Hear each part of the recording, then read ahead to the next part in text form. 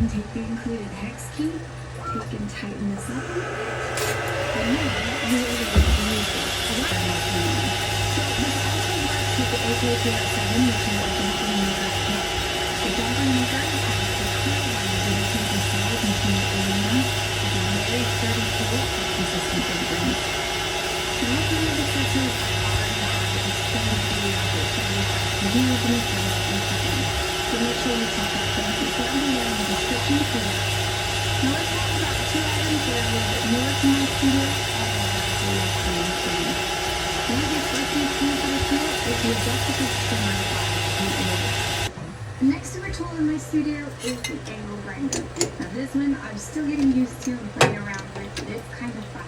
So once again, you can buy this with or without the number 30 handpiece.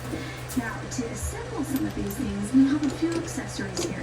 And you can buy extension packs of accessories for this as well. And that's kind of what you see over here. Now, one of the things I want to point out is that there are a couple of wrenches.